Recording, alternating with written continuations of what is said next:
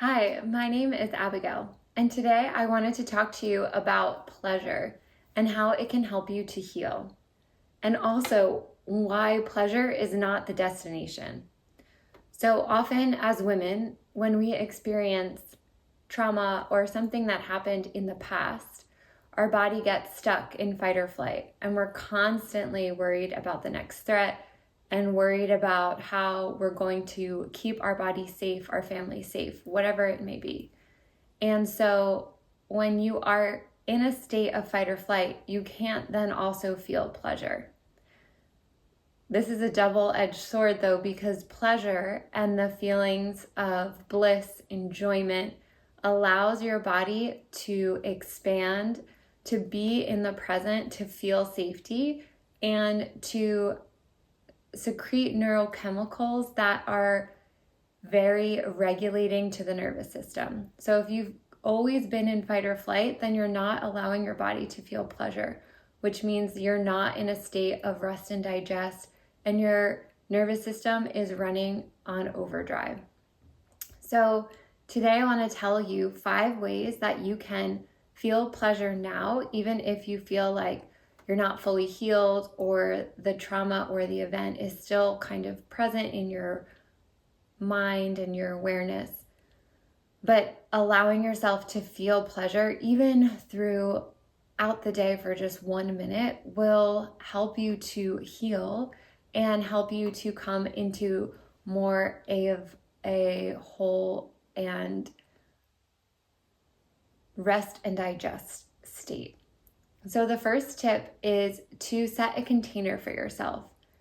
If you have come into my world or done any practices with me, you know that I love a container, and I love to use music as the container. So I pick a song and I look at the song and I know how long it's going to be. So it might be 5 minutes, or maybe I'm feeling like I really need something a little bit shorter. So I'll do a 2-minute song.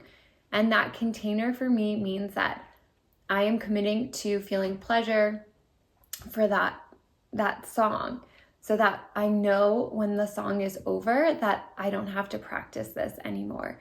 And when you are someone who has been living in fight or flight, in fear and just in overvigilance for so long, feeling pleasure is going to feel uncomfortable because it is different from what you know. And your mind is always going to choose the uncomfortable hell over the, is that it? Yeah, the uncomfortable hell over the unfamiliar future. So even if the unfamiliar is bliss and pleasure in all of your dreams, your body has been so used to living in fight or flight. So setting a container is going to allow you to relax and to feel more pleasure. So the first tip is to set a container.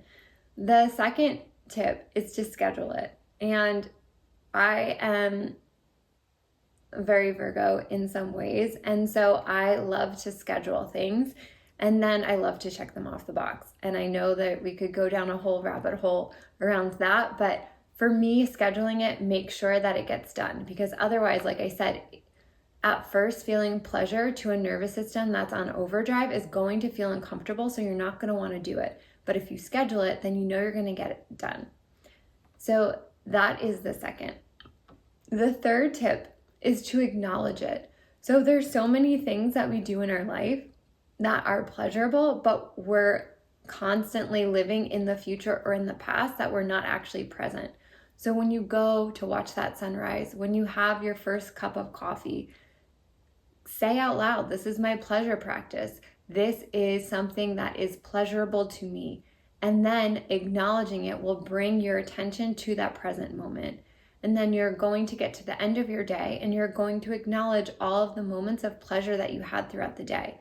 And when I say pleasure, I obviously don't mean just sex or intimacy. I'm talking about things that bring you pleasure. I think a lot of times we associate it with sex, or then we also associate it with like food. And while it can be both of those things, I'm going to encourage you to choose other activities as well. Things that you can do by yourself and things that don't always involve you ingesting something. So like watching the sunrise, feeling the sun on your face, those can be pleasurable moments.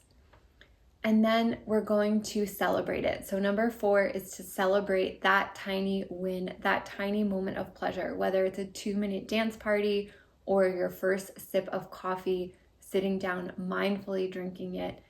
Acknowledge and then celebrate. Again, when you celebrate, you're bringing your body into a different part of the nervous system. So you're getting out of that fight or flight and you're coming into the rest and digest, which is going to bring on a whole cascade of different neurochemistry that is going to help your body to heal, to decrease cortisol, decrease inflammation. So celebrating is so important. And then number 5, I kind of talked about this before, but mix it up. So don't always have the chocolate bar. Don't always have the ice cream. Just do different things throughout your day. Maybe you do a dance party in the morning. Maybe then you have one mindful sip of your morning drink. Then maybe at lunch you have a timer that goes off and you just stroke your hands up and down your arms for 2 minutes to a song that you really, really enjoy. And then maybe at the end of the night, you take a bath and you massage your scalp with your hands while you're in the bath. Just do different things to help your body to receive pleasure in different ways. So you can schedule an activity with a partner, with a friend, but then also do things alone. Whatever you do, just make sure you commit to this practice. Do it for a week and you will totally see things change. Don't forget to celebrate and let me know how it goes. Thanks so much for being here. I would love to hear from you and learn what you would need support in on your healing journey. Leave a comment and don't forget to subscribe and like to this video so I know what you are enjoying.